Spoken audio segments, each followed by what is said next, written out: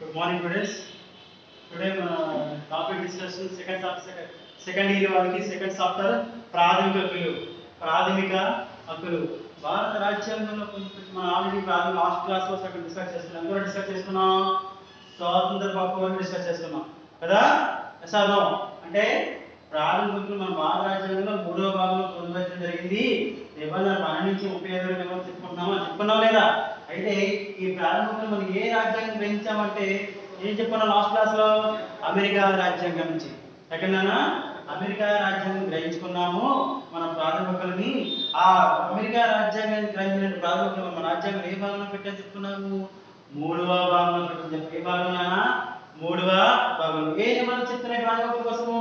ఏ నిబంధనలు చెప్తున్నాయి? 12 నుంచి 37 వరకు నిబంధనలు ఏవైతే ఉన్నాయో ఆ నిబంధనలు మన ప్రాథమిక హక్కుల కోసము ప్రస్తావించబడింది జరిగింది. అయితే మనం ఈ హక్కులను అమెరికా రాజ్యాంగం గ్రహించాం కదా. ఈ హక్కులు అమెరికా రాజ్యాంగం ఏ పేరుతో పిలిచేవారు అంటే బిల్ ఆఫ్ రైట్స్. ఏ పేరుతో పిలిచారు? Bill of rights. అయితే మనం ఏ పేరుతో పిలుస్తున్నాం ఈ హక్కులని? ప్రాథమిక హక్కులు మనం ఏ పేరుతో పిలుస్తున్నాము? Fundamental rights. Fundamental rights. Fundamental rights అంటే ఏంటో తెలుసా?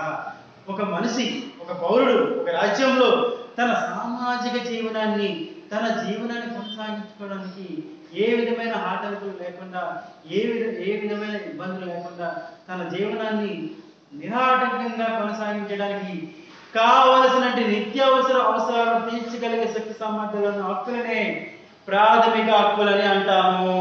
ఏ హక్కులు అంటాం? ప్రాథమిక హక్కులని అంటాము. ఒకవేళ ఈ రాజ్యాంగంలో 3వ భాగంలో పొందుపరిచిన ధర్మకులు ఏవైతే ఉన్నాయో, ఒకవేళ నీ దగ్గరికి రాకుండా ఏదైనా అడ్డగిస్తే, ఏమైనా ఇబ్బందులు కలిగితే వాటి రక్షణ కోసము, ఈ ప్రాథమికుల రక్షణ కోసం నువ్వు ఎక్కడికి వెళ్ళొచ్చు చెప్తున్నావు? మాస్టర్స్లో ఎక్కడికి వెళ్ళొచ్చని చెప్తున్నావు? ఎక్కడికి వెళ్ళొచ్చునా? దేశంలో అత్యున్నతమైన న్యాయస్థానం. దేశంలో అత్యున్నతమైన న్యాయస్థానం ఏంటి? మనం ఏం చెప్పుకున్నామన్నా? అత్యున్నతమైన న్యాయస్థానం ఏం చెప్పుకున్నాం? మనం ఏం చెప్పుకున్నాం లాస్ట్ క్లాస్ లో? Supreme court. ఏం కొట్టినా? Supreme court. భారత రాజ్యాంగంలో ఈ 3వ భాగంలో పొందుపరిచిన ప్రాథమిక హక్కులకి ఏవైనా ఆటంకాలు కలిగితే, ఏవైనా ఇబ్బందులు ఎలా కలుగుతాయి? ఆటంకాలు ఏ విధంగా వస్తాయి? మన దేశంలో మన పరిపాలించడానికి ఒక వ్యవస్థ ఉంటుంది కదా. మన ఏ దేశం? డెమోక్రటిక్ దేశం, అంటే ప్రజాస్వామ్య దేశం. ప్రజాస్వామ్య దేశం అంటే ఏంటి? ప్రజాస్వామ్య దేశం అంటే ప్రజాప్రతినిధులు ఉన్న సభలు అనమాట. ప్రజాప్రతినిధులు ఉన్న సభ అనమాట. అది ఏం చేస్తుంది?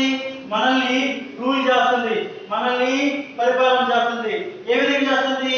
మనకు ఉన్నటువంటి ఈ వయసులో ఓటకు ఏదైతే ఉందో ఆ ఓటకు నిర్వహించుకొని ఒక ప్రభుత్వాన్ని ఏర్పాటు చేసుకునే అవకాశం అనేది మనకు హక్కు ద్వారా మన దేశంలో ఏర్పడడం జరిగింది. ఆ హక్కే ఒక ప్రభుత్వాన్ని ఏర్పాటు చేయడానికి అవకాశం అనేది ఎలాగా? ఒక ప్రజాప్రతినిధిని మనం ఎన్నుకుంటున్నాము. ఒక ప్రజాప్రతినిధి ఎన్నుకుంటే ఆ ప్రజాప్రతినిధి ఎక్కడికి వెళ్తాడు? చట్టసభలకు వెళ్తాడు. చట్టసభలకు వెళ్ళి చట్టాలను రూపొందించి చట్టాలు అమలు పరిచిన బాధ్యత తీసుకుంటాడు. అయితే ఆ చట్టసభలు ఏవైతే ఉన్నాయో, ఆ చట్టసభలు రూపొందించిన చట్టాలు, అమలు పరుస్తున్న చట్టాలు ఏవైతే ఉన్నాయో మన రాజ్యాంగంలో 3వ భాగంలో ఉన్న హక్కులు భంగం కలిగించే విధంగా ఉండాలి. ఏ విధంగా ఉండాలి అంటే మన రాజ్యాంగంలో 3వ భాగంలో పొందబడిన ప్రాథమిక హక్కులకు భంగం కలిగించిన విధంగా, వాటికి రక్షణ కల్పించే విధంగా, అవి అమలయ్యే విధంగా ఉండాలి. లేని సందర్భంలో ఎక్కడికి వెళ్తావు?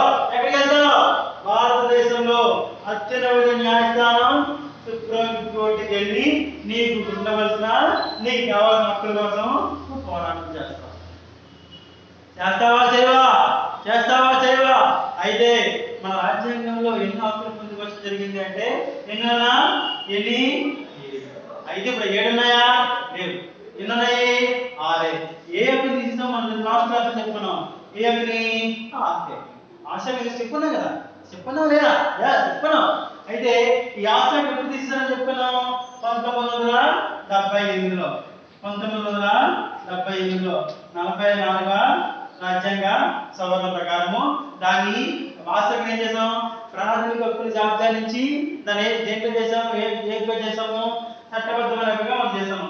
చట్టబద్ధమైన హక్కు కింద మారిపోయింది. ఏ హక్కు కింద మారింది? పౌర హక్కు కింద మారింది. పౌర హక్కు అంటే ఏంటి?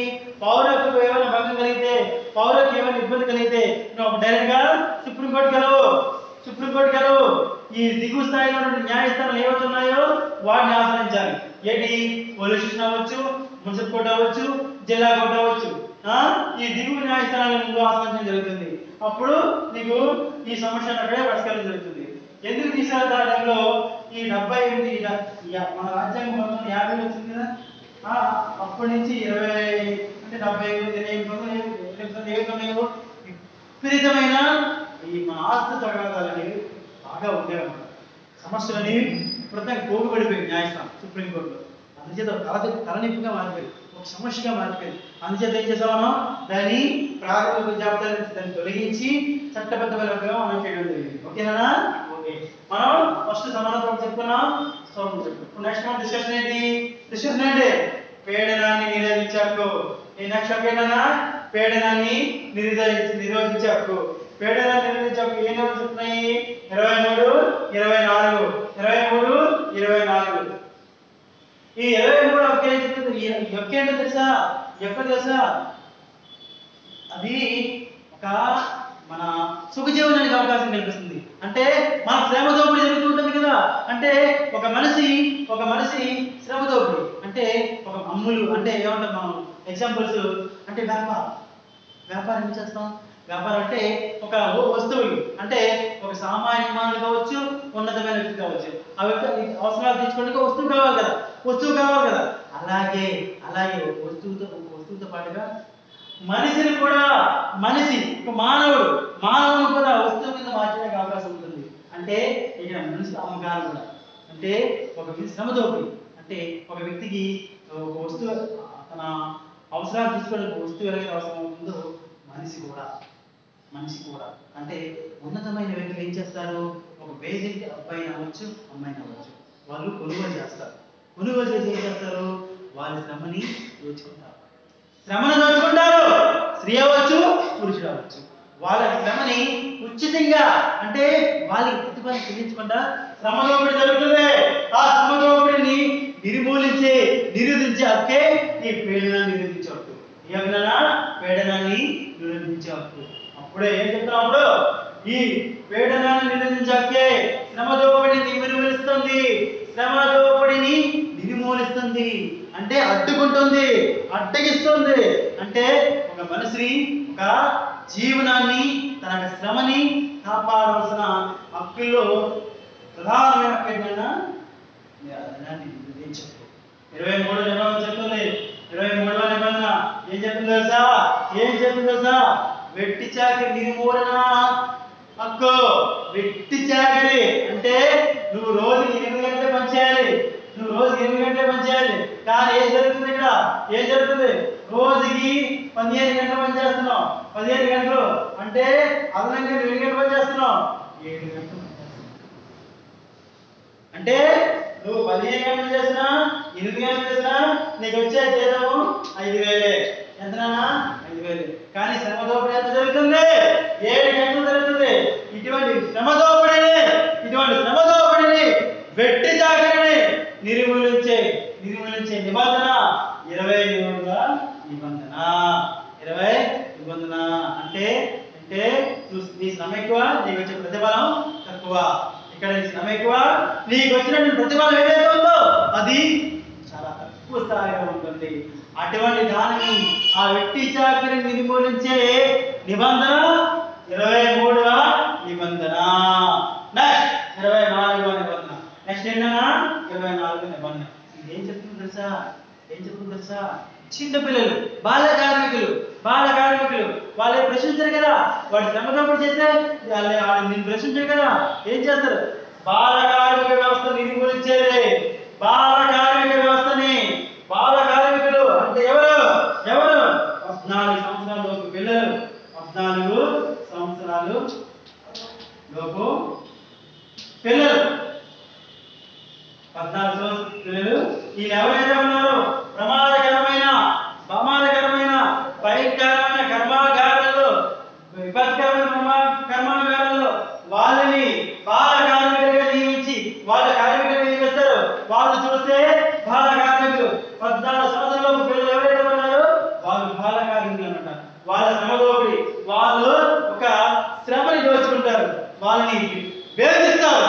మానసికంగా, ఫిజికల్ గా, శారీరకంగా, మానసికంగా వేధించి వాళ్ళ యొక్క ఎదుగుదలని, వాళ్ళ యొక్క మానసిక వేదన గురి చేసి వాళ్ళ యొక్క ఎదుగుదలని అడ్డగించారు. ఇది 24వ నిబంధన. అంటే బాల కార్మికుల్ని నిర్మూలించేది. అంటే వాళ్ళు ఏం చేయాలన్నా 6 సంవత్సరాల నుంచి 14 సంవత్సరాల పిల్లలు ఎవరైతే ఉన్నారో వాళ్ళు ప్రాథమిక విద్యని అభ్యసించి విద్యను అభ్యసిస్తూ ఉండాలి. అంటే చదువుకున్న పిల్లలు అన్నమాట. అప్పుడే చదువును అభ్యసిస్తున్నారు. అప్పుడే వాళ్ళు పసిబాలు. అంటే వాళ్ళకి జ్ఞానం అవసరం, విజ్ఞానం పెంపొందించే వయసు అన్నమాట. ఆ సమయంలో వాళ్ళ శ్రమని బాల కార్మికుల రూపంలో దోచుకోవడం అనేది జరుగుతుంది. అటువంటి సమయంలో ఈ 24వ నిబంధనలో అయ్యో రామా పాపం, వాళ్ళు చదువుకోవాలి, 14 సంవత్సరాల పిల్లలు ఎవరైతే ఉన్నారో వాళ్ళు బడికి మాత్రమే వెళ్ళాలి, కర్మాగారాలకు వెళ్ళకూడదు. ఎక్కడికి వెళ్ళాలి? బడికి, స్కూల్కి వెళ్ళాలి, పాఠశాలలకు వెళ్ళి వాళ్ళు విద్యను అభ్యసించాలి. కానీ వాళ్ళు బాల కార్మికులుగా వాళ్ళ శ్రమ రూపంలో దోచుకోకూడదు. వాళ్ళని అర్థంగా మానసికంగా లేదా శారీరకంగా వాళ్ళని వేధించకూడదు అని చెప్పే నిబంధనే 24వ నిబంధన. ఏ నిబంధన? 24వ నిబంధన. అంటే బాల కార్మిక వ్యవస్థ నిర్మూలించే నిబంధన 24వ నిబంధన. బాల కార్మిక వ్యవస్థ నిర్మూలించేది 24వ నిబంధన. అది ఏ లెక్కలో ఉంది? ఆ బాల కార్మిక వ్యవస్థ నిర్మూలించే హక్కు ఏ లెక్కలో ఉందంటే పేదనాన్ని నిరోధించే హక్కులో. పేదనాన్ని నిరోధించే హక్కులో. చాలా ఇంపార్టెంట్, గుర్తుపెట్టుకోండి. మత స్వార్థం. నెక్స్ట్ ఏంటన్నా? మత స్వార్థం. మత అంటే మన భారతదేశం ఏ రాజ్యం? మన భారతదేశం లౌకిక రాజ్యం, సర్వమత సమ్మేళనం. అధికార మతం అంటే ఏది ఉండదు, అన్ని మతాలు సమానమే. ఏది అధికారం అంటే లేదు, ఇది ఉన్నతమైన మతం, ఇది ఉన్నతమైన మతం కాదు. మన దేశంలో ఏ భేదాలని లేదు. సర్వమత సమ్మేళనం అంటే భారతదేశం లౌకిక రాజ్యం కాబట్టి మన భారతదేశం లౌకిక రాజ్యం జరిగింది. మన భారతదేశం లౌకిక రాజ్యం అనే పదాన్ని అంటే మన భారతదేశం అన్ని మతాలను ఆచరిస్తుంది, అన్ని మతాలను గౌరవిస్తుంది.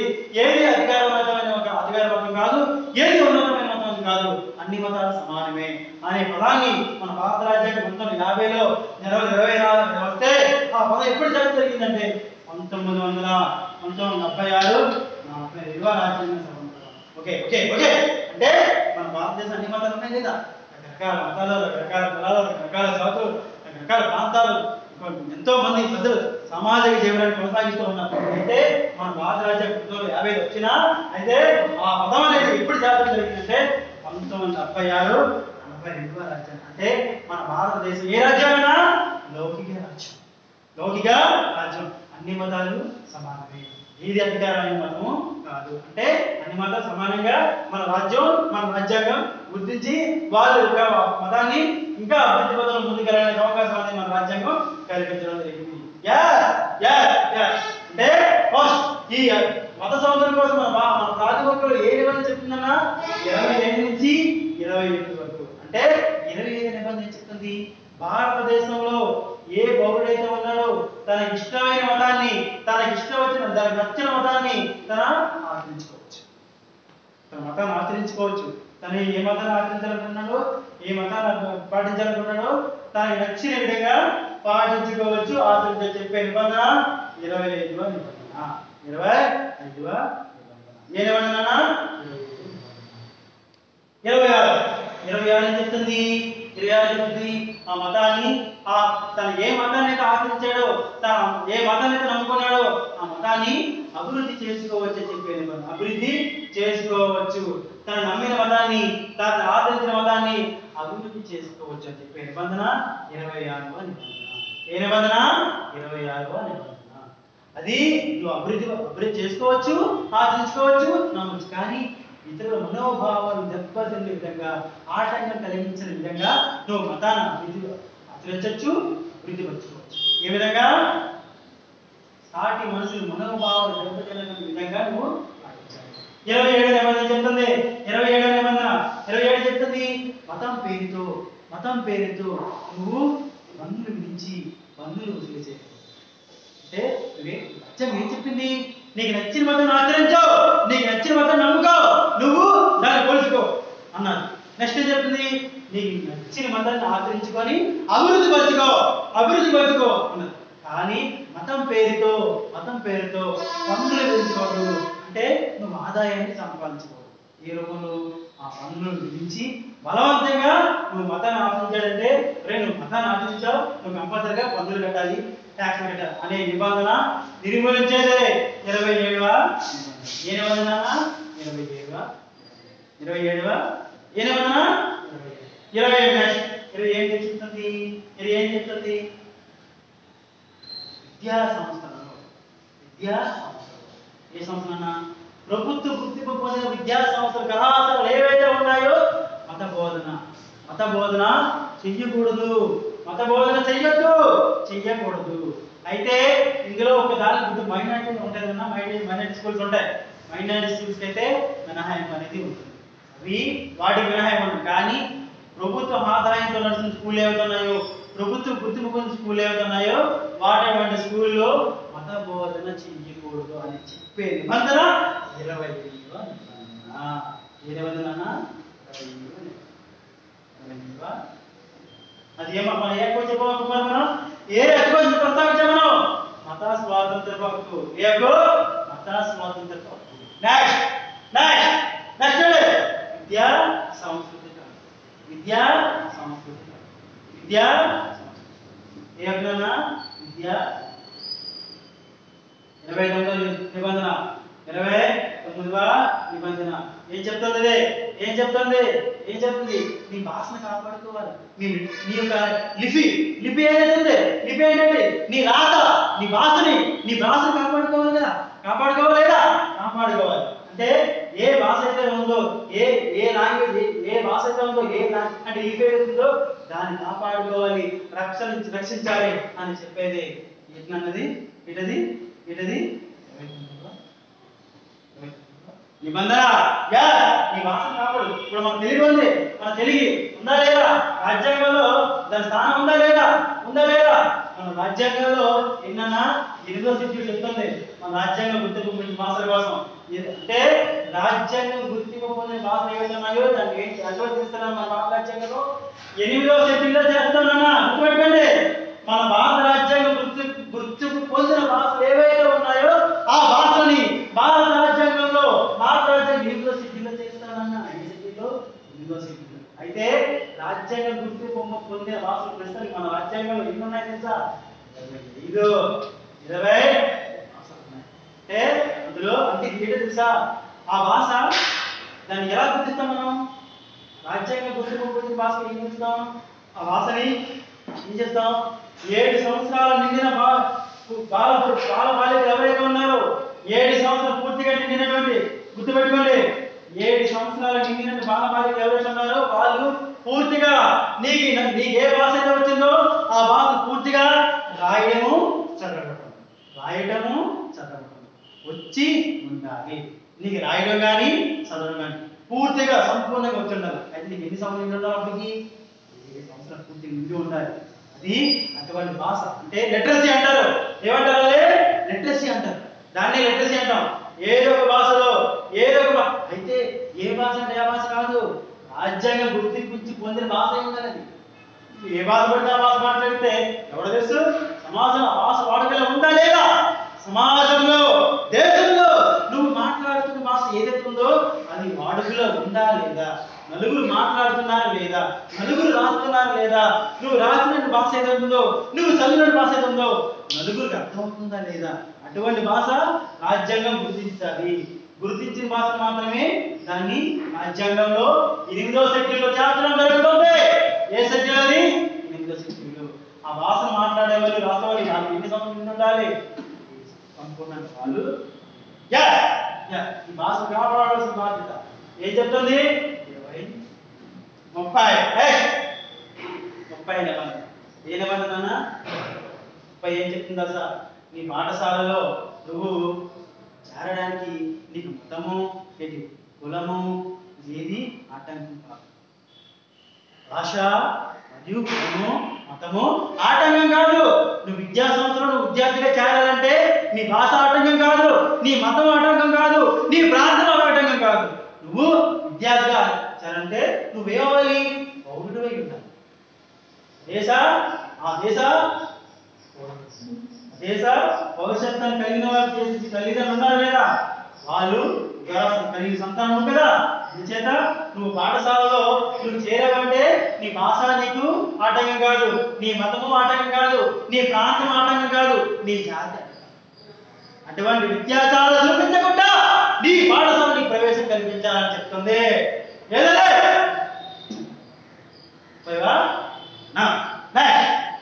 ఆస్తి చెప్పుకున్నా రాజ్యాంగంలో 6వ హక్కుగా ఉంది. ఎప్పుడు ఎంతవరకు ఉంది? 1978 వరకు ఉంది హక్కు. రాజ్యాంగంలో ప్రాథమిక జాబితాలో, రాజ్యాంగం 3వ భాగంలో ప్రాథమిక జాబితాలో ఇది 6వ హక్కుగా ఎంతవరకు ఉంది? 1978 వరకు. 1978 44 ప్రకారం దాన్ని ప్రాథమిక జాబితా తొలగించి దాన్ని చట్టబద్ధమైన హక్కుగా చేయడం జరిగింది. ఏ హక్కుగా చేసాం? దాన్ని చట్టబద్ధమైన హక్కుగా చేసాం. ఇది చేసాము ఆ సమయంలో ఆస్తికి సంబంధించిన సమస్యలు ఏవైతే ఉన్నాయో తలదింపుగా మారాయి కాబట్టి దాని ఎందుకంటే అది ఆ ప్రాథమికలో ఉన్న వాళ్ళు ఏం చేశారు? చిన్న సమస్య అయినా డైరెక్ట్ మనం సుప్రీంకోర్టుకి వెళ్ళిపోయాము. చిన్న సమస్య వచ్చినా డైరెక్ట్ సుప్రీంకోర్టుకి వెళ్ళడం వల్ల అప్పుడు ఆ సమయంలో 1978 సమయంలో ఈ సుప్రీంకోర్టులో ఉన్న సమస్యలన్నీ కూడా ఆస్తులకు సంబంధించిన సమస్యలు. అందుచేత దీన్ని ఏం చేసాం? ప్రాథమిక హక్కు చట్టం నుంచి చట్టబద్ధం. ఆ చట్టబద్ధం అంటే ఏ రకం వస్తుంది? ఓకే, చట్టబద్ధం అంటున్నాం కదా, దానికి ఏ రూపం వస్తుంది? అయితే ఇది ఆస్తి హక్కు అనేది 3వ భాగం ఉన్నప్పుడు ప్రాథమికగా ఉంటుంది. ఇప్పుడు ఆ చట్టబద్ధం ఏంటండి? పౌర హక్కుగా మారింది. ఆస్తి హక్కు హక్కుగా మారింది, పౌర హక్కుగా పౌర. అయితే ప్రాథమిక హక్కులో ఉన్నప్పుడు ఆస్తి హక్కు 3వ భాగంలో ఉంటే పౌర హక్కులో ఉన్నప్పుడు అది ఏ భాగంలో ఉంది? 12వ భాగంలో ఉంది. ఏ భాగంలో ఉందన్నా? ఏ భాగంలో గుర్తుపెట్టుకోండి. అయితే ప్రాథమిక హక్కులో ఉన్న ఆస్తి హక్కు 31 నిబంధన చెప్తే పౌర హక్కులో దాన్ని ఏ నిబంధన చెప్తుంది? 300A నిబంధన చెప్తుంది. 300A. ఒకవేళ నీ ఆస్తి హక్కు ఇప్పుడు ఆటంకం కలిగితే, ఇబ్బంది కలిగితే, ఎవరైనా నీ హక్కును దోచుకుంటే, ఎవరైనా ఆ అక్రమం చేస్తే అప్పుడు ఎక్కడికి వెళ్ళాలి? దిగువ న్యాయస్థానానికి. డైరెక్ట్ సుప్రీంకోర్టుకి వెళ్ళే అవకాశము లేదు. ఇక అప్పుడు నువ్వు దిగువ న్యాయస్థానం ఏమవుతున్నాయో అది పోలీస్ స్టేషన్ అవ్వచ్చు, లేదా మున్సిపల్ కోర్టు అవ్వచ్చు, లేదా జిల్లా కోర్టు అవ్వచ్చు. ఈ కోర్టుకి అప్పుడు కాపాడుకోవాల్సిన బాధ్యత. నెక్స్ట్ అది రాజ్యాంగ పరిహారం. గుర్తుపెట్టుకోండి, చాలా ఇంపార్టెంట్.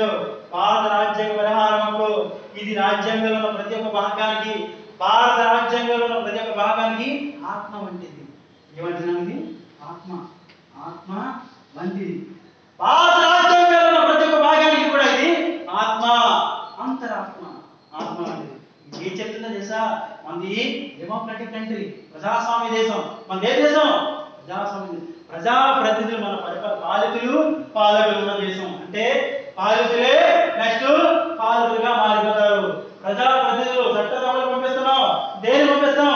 వాళ్ళు ఏం చేస్తారు? చట్టసభకు వెళ్ళి చట్టాలు రూపొందిస్తారు లేదా? రూపొందిస్తారు. దేని రూపొందిస్తారు? దారి తప్పుతున్న సమాజాన్ని చట్టమైన మార్పులు దాన్ని నడిపించడానికి. కానీ ఏం జరుగుతుంది? ఈ రాజ్యాంగంలో 3వ భాగంలో ఉన్న ప్రాథమిక ఏవైతున్నాయో వాళ్ళు రూపొందించిన చట్టాలు వీటికే భంగం కలిగించే విధంగా ఉంటాయి. వీటికి 3వ భాగంలో పొందుపరిచిన ప్రాథమికలు ఏవైతే ఉన్నాయో ఈ చట్టసభ రూపొందించిన చట్టాలు ఏవైతే ఉన్నాయి అవి ఈ హక్కులు భంగం కలిగిస్తే, ఈ హక్కులు ఆటంకం కలిగిస్తే అప్పుడు ఇది వస్తుంది ఒక తండ్రిలాగా, ఒక తల్లిలాగా. ఇదే రాజ్యాంగ పరిహార హక్కు. ఏమంటుందో తెలుసా? ప్రభుత్వంలో ఎన్ని ఉంటాయి శాఖలు? శాసన శాఖ, కార్యనిర్మాణ శాఖ, న్యాయ శాఖ. అయితే ఈ 2 శాఖలు ఏమన్నాయో శాసన శాఖ వచ్చు, కార్యనిర్వహణ శాఖ. శాసన శాఖ రూపొందించిన శాసనాలు, కార్యనిర్వహణ శాఖ అమలుపరుస్తున్న శాసనాలు. భారత రాజ్యాంగంలో ఈ పొందుపరిచిన హక్కులు ఏవైతే ఉన్నాయో వాటికి ఆటంకం కలిగించే విధంగా చట్టాలు రూపొందించి వాటిని సరిచేయండి, లేదా మార్పు చేయండి, లేదా నిలుపుదల చేయండి అని జారీ చేస్తుంది. ఏదే రాజ్యాంగ పరిహారం 32వ నిబంధన ప్రకారము అది ఏం చేస్తుంది? ఆ జారీ చేసిన ఎవరు? ఉన్నత న్యాయస్థానాలు. ఎవరు? భారత అత్యున్నత న్యాయస్థానం సుప్రీంకోర్టు. 32వ నిబంధన ప్రకారం నిబంధనల ప్రకారం ఈ శాసన శాఖ అవ్వచ్చు, కార్యాచరణ శాఖ అవ్వచ్చు, ఏవైనా ప్రాథమిక హక్కులకు ఆటంకం కలిగించే విధంగా చట్టాలు రూపొందించి అమలుపరిస్తే మాత్రం వెంటనే ఆపండి, వెంటనే ఆపండి, లేదా నిలుపుదల చేయండి, లేదా సవరించండి, అందులో ఉన్న అంశాలు తొలగించండి. ఎందుకు తొలగించాలి? మీరు రూపొందించిన చట్టాలు ఏవైతున్నాయో ఎవరికి భంగం కలుగుతుంది, ఆటంకం కలుగుతుంది. అందుచేత దయచేసి మీరు అందులో ఉన్న అంశాలు మార్చేయండి, లేదా తొలగించండి, లేదా అటువంటి వాటి బ్రేక్ చేసేదే రాజ్యాంగ పరిహారం. రాజ్యాంగ ఓకే, ఇప్పటివరకు కూడా మనం భారత రాజ్యాంగంలో 3వ భాగంలో పొందుపరిచినటువంటి ప్రాథమిక హక్కులు ఏవైతున్నాయో వాటిని మనం ఇప్పటివరకు చర్చించుకున్నావా లేదా? అయితే ఈ ప్రాథమిక హక్కులు మనం ఏ రాజ్యాంగం తీసుకుని చెప్పుకున్నాం? అమెరికా రాజ్యాంగం. ఓకే, నెక్స్ట్ క్లాస్ లో మనం నెక్స్ట్ టాపిక్ డిస్కస్ చేస్తాం. Okay, good.